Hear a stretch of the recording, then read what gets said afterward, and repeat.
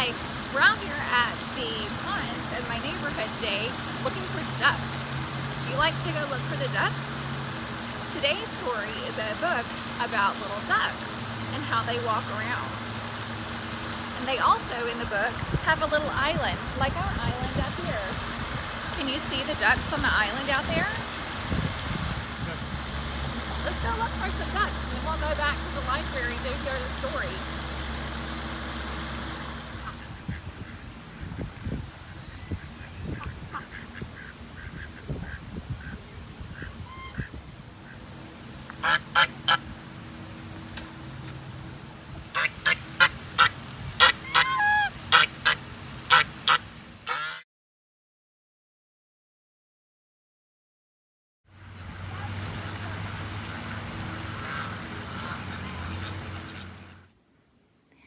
All right, we're back here in the library, ready to read our book. Our book today is Make Way for Ducklings.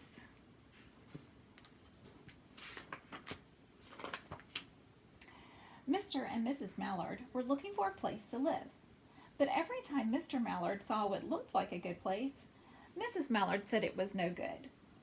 There were sure to be foxes in the woods, or turtles in the water, and she was not going to raise a family where there might be foxes or turtles. So they flew on and on.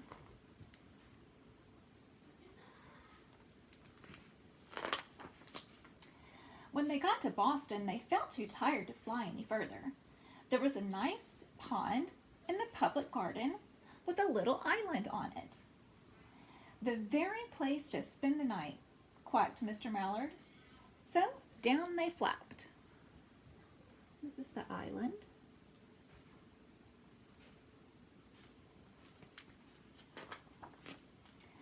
Next morning, they fished for their breakfast in the mud at the bottom of the pond, but they didn't find much.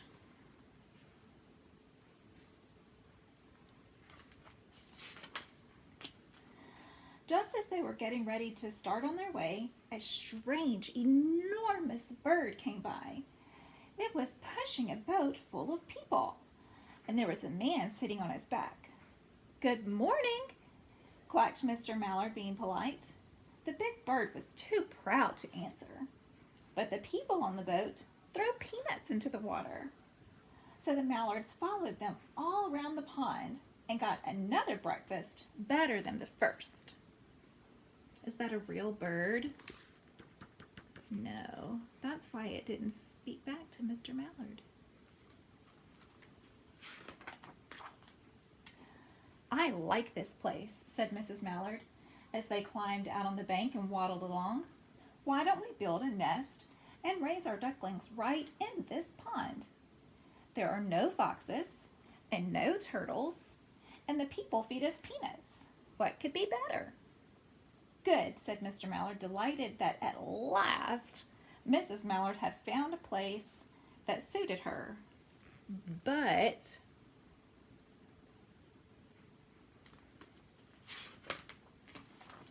"Look out!" squawked Mrs. Mallard all the dither. "You'll get run over." And when she got her breath, she added, "This is no place for babies, with all those horrid things rushing about. We'll have to look somewhere else." The bicycle almost ran over them. So they flew over Beacon Hill and round the State House, but there was no place there.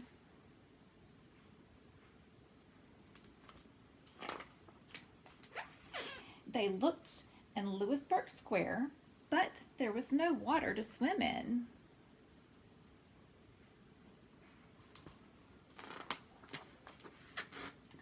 Then they flew over the Charles River. "This is better," quacked Mr. Mallard. "That island looks like a nice place, and it's only a little way from the public garden." "Yes," said Mrs. Mallard, remembering the peanuts. "That looks like just the right place to hatch ducklings." See the island there?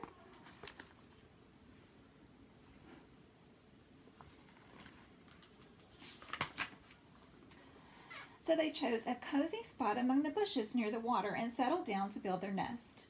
And only just in time, for now they were beginning to molt. All their old wing feathers started to drop out, and they would not be able to fly again until the new ones came in.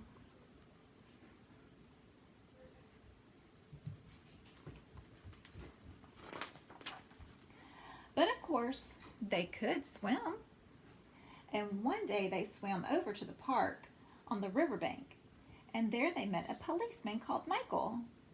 Michael fed them peanuts, and after that, the mallards called on Michael every day. That means they went to see him every day.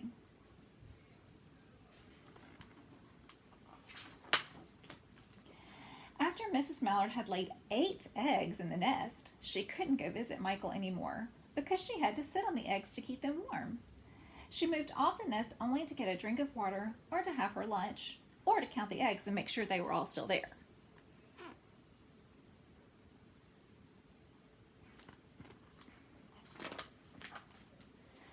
One day, the ducklings hatched.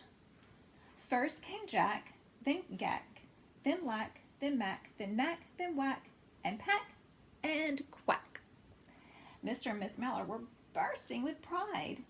It was a great responsibility taking care of so many ducklings, and it kept them very busy.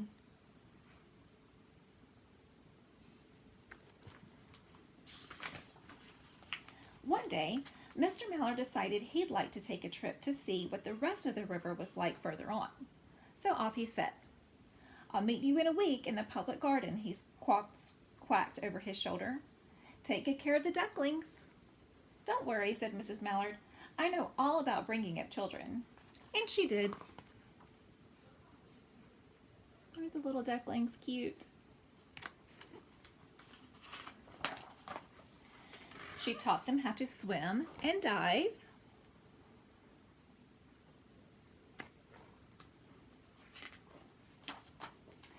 She taught them to walk in a line, to come when they were called, and to keep a safe distance from bikes and scooters and other things with wheels.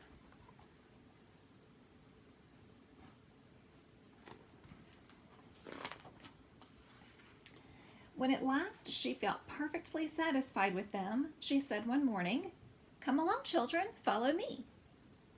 Before you could wink an eyelash, Jack, Cack, Lack, Mack, Knack, Whack, Pack, and Quack fell into line just as they had been taught. Mrs. Mallard led the way into the water, and they swam behind her to the opposite bank.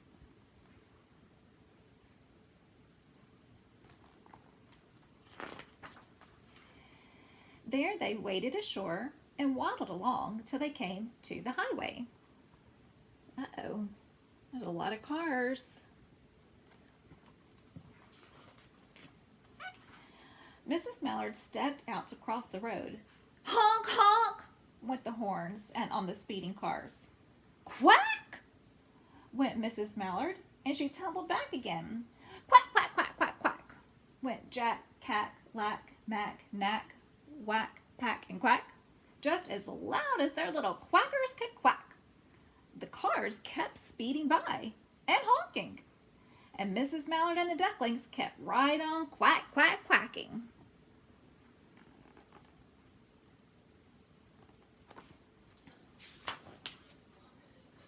They made such a noise that Michael came running, waving his arms and blowing his whistle. Remember the police officer, Michael?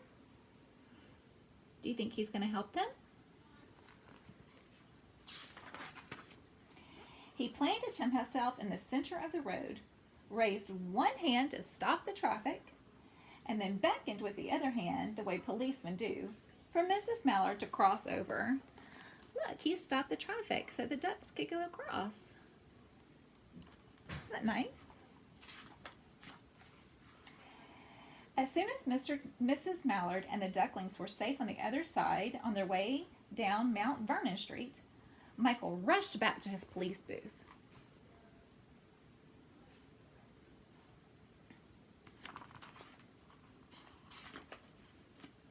He called Clancy at headquarters and said, "There's a family of ducks walking down the street." Clancy said, "Family of what? Ducks?" "Ducks," yelled Michael. "Send a police car, quick!"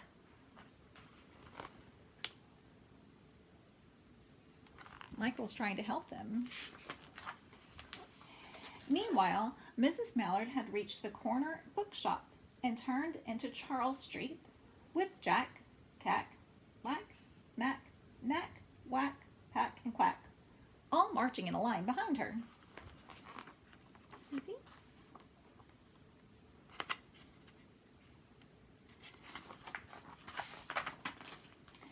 Everyone stared.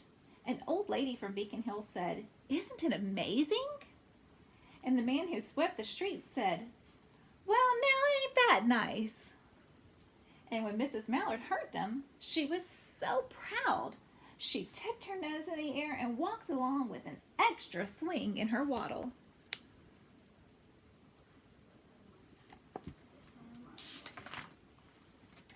When they came to the corner of Beacon Street, there was the police car and 4 policemen that Clancy had sent from headquarters. The policemen held back the traffic so Mrs. Mallard and the Ducklings could march across the street. Do you see them over here? And the policemen?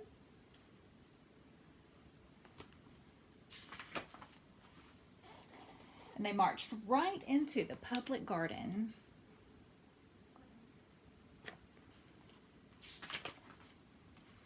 Inside the gate, they all turned around to say thank you to the policeman. The policeman smiled and waved goodbye. That's so nice. When they reached the pond and swam across to the little island, there was Mr. Mallard waiting for them, just as he had promised. You see Mr. Mallard on the little island? And all the little ducklings? The Ducklings liked the new island so much that they decided to live there. All day long they followed the swan boat and ate peanuts. You see them following the boat?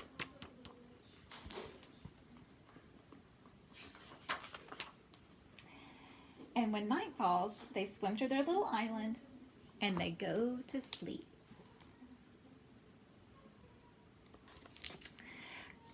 I love that book. I love that the police officers helped them go across the street to get to the public garden. And all the little ducklings did such a great job listening to their mama and learning from their mama and doing exactly what they were supposed to do. That's what we should do too. We should listen to our parents and other grown-ups in our life who love us and who try to teach us things. And we should learn those things that they're trying to teach us. Let's learn how to draw. Did you notice in this book that there were no colors? So if you look, this picture, there's no colors. Everything's drawn. This book is actually, I guess it's brown. Is that what it looks like to you? And look and notice how you can see the wings. Okay, so we're going to try to draw. I'm not very good at drawing, but I'm going to try my best. So you just need some white paper, and you're going to need a pencil with an eraser. And then you're going to need a friend. I have this little friend. He's a little bunny. Isn't he cute? So I'm going to try to draw him. And you need to think about, what do they look like? Does it look like fluffy? Does he have fluffy? Or is he smooth? Oh, you can't see him. Can you see him? Sort of. Okay. So if I'm going to draw him, I'm going to draw a circle. Remember, we were taught how to draw a face. And then he has long bunny ears. All right. So far, so good. All right, and then he has eyes. And he has, I'm going to try to draw the nose just like it's on there. So it looks kind of like that. See? And then I'm just going to give him a cute little round body with maybe some arms and some legs. Isn't that funny? Now I can do some other things, some shading. So if you notice in his ears, he's got some pink right there in his ears. So I'm just going to shade inside of his ears so that it kind of sort of looks like that pink. Just a little bit of shading in there. See? And then this bunny has little pink cheeks. Can you see his little pink cheeks? So let's give him some little pink cheeks. But remember, we're not using colors. So we're just going to kind of gently color some cheeks on him. Can you see? I just did it really light. You can't really see it. Let me make it a little darker for you to see. See? Little cheeks. And this bunny has little buttons on his shirt. So let's make some buttons on his little tummy to look like a shirt. All right. Now, if he were a fluffy bunny, then I may want to do something like this and color little brush strokes to make him look like he has fur. So if your friend is furry, just little brush strokes make it look like he's got a little fur, a little furry. All right. So that's one thing you can do. Another thing you could do is try to make a duck. So I printed out some pictures of some examples of things that you can make that are duck-like. So this one comes from the Crafty Crow. It is a handprint. So they put their handprint with their thumb up, right? And then they painted on, see they put, it's just paint, and then they painted on the head and a wing and a beak and an eyeball. And on this one, it has little feet. So this could be an example of something you could do if you have the supplies to do this. Okay. Another example is, I got this one off of Pinterest, but I'm not sure where it came from, but it's paper plates. And they just painted the paper plates, and everything is paper plate, except for, of course, the googly eyes, which if you don't have googly eyes, you can just draw eyes on. And then they have feathers up here, but you don't have to have feathers if you don't have them at home. You could also use maybe leaves or grass for feathers, like we did when we made our wild things. And this one is from I Heart Crafty Things, and they used cupcake liners to make ducks. Again, they just painted them, and then they cut out a little duck, and they had googly eyes. But again, if you don't have googly eyes, you could just draw it on there. So these are some things you could do if you have the supplies to make those things. If you do one of these, or if you draw a picture of a friend, please let me see it. Post it on our Facebook page, and I would love to see how creative you are and things that you can make. Well, I hope you enjoyed this book, and I will see you next time.